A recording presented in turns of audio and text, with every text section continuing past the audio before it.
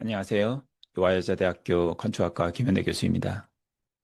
저는 연세대학교와 미국 프린스턴 대학에서 건축을 공부했고, 아내인 김수경 건축가와 함께 텍토닉스 랩 건축사 사무소를 운영하고 있습니다.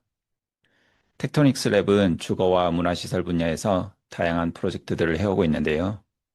대표적으로는 국립경주박물관의 신라천연서고, 월지관 리모델링, 그리고 청운동 주택 등의 작업이 있습니다.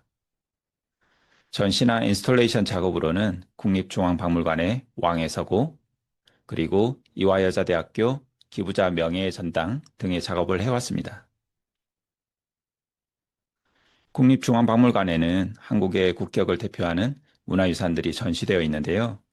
그 중에서도 가장 중요하고 가장 큰 의미를 가지는 반가사유상이나 외규장각 의궤와 같은 대표적인 문화유산들이 있습니다. 박물관에서는 이러한 대표 문화유산을 위한 특별한 전시 공간을 상설 전시 영역 내에서 순차적으로 조성하려는 정책적인 공감대가 있었습니다. 2021년에는 처음으로 반가사유상을 위한 특별한 전시실인 사유의 방이 조성되었고, 2024년에는 외규장각 의궤만을 위한 특별한 전시 공간인 왕의 서고의 조성이 추진된 것이죠. 감사하게도 국립중앙박물관의 초대를 받아 이 두 번째 프로젝트에 참여하게 되었습니다. 건축가로서 국가를 대표하는 기록 문화유산을 위한 전시 공간을 디자인하는 것은 우리가 마주하게 되는 역사를 어떻게 바라보고 어떻게 해석할 것인가에 대해 스스로 질문을 던지고 받는 과정이었던 것 같습니다. 왕의 서고는 크게 세 가지 문제에 대한 건축적 고민의 과정이었는데요. 이 세 가지는 바로 질서의 문제, 장소성의 문제, 그리고 역사의 문제였습니다. 먼저 외교장각 의궤 전시실의 전체적인 공간 구성은 의궤에 수록된 대표적인 그림인 반차도에서의 질서 감각과 운율감을 건축적으로 재현하려고 했습니다. 반차도는 조선시대 국가의례에 참여하는 문무백관이나 기물들의 정해진 위치와 행사 장면을 묘사한 기록화인데요. 분명한 위계와 대칭적인 질서 속에서도 다양한 사람들과 사물들이 어우러지는 모습이 매우 인상적인 그림입니다.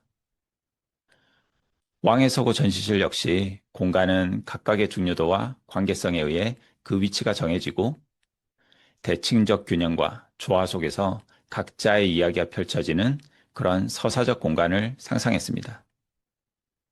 그래서 전시 인트로에서 의궤서사, 가래 흉내와 의궤실을 거쳐 아카이브 공간에 이르기까지 마치 반차도 속의 행렬과 같이 역사 속에서 우리의 위치와 의미에 대해 함께 고민해보는 시간이 되었으면 했습니다.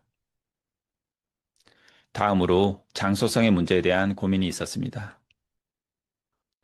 여기 전시되는 의궤는 본래 규장각과 외규장각에 속해 있던 것이 머나먼 프랑스에서 145년간 머물다 돌아온 것입니다. 이제는 국립중앙박물관의 한 전시실에 전시가 될 것인데, 그렇다면 그 공간은 어떤 공간이어야 하는 것인가의 문제가 고민의 가장 큰 부분이었습니다.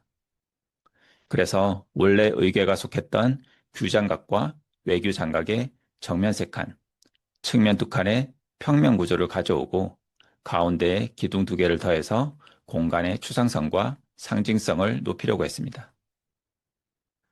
마지막으로 역사의 문제에 대한 많은 고민이 있었습니다.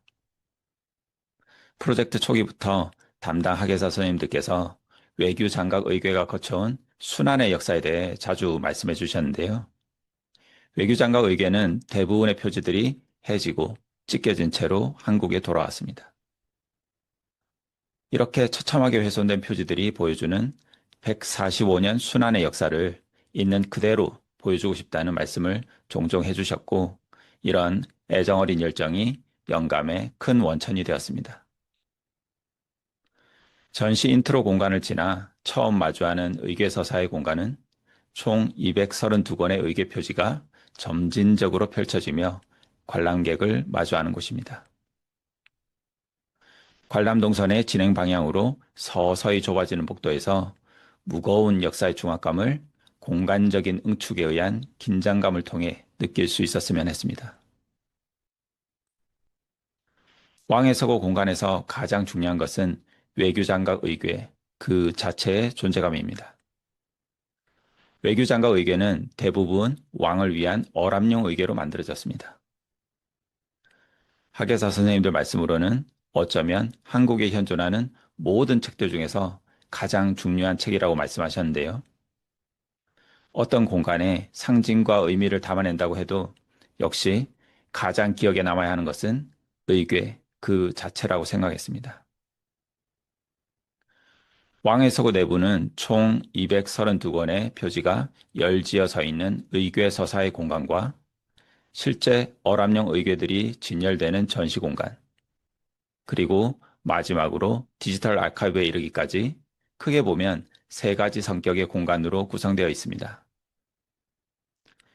의궤서사의 공간에서는 공간의 깊이감을 더하기 위해 동선의 진행에 따라 점점 공간이 어두워지면서 사람들의 눈이 어둠에 천천히 적응할 수 있도록 빛을 디자인했습니다.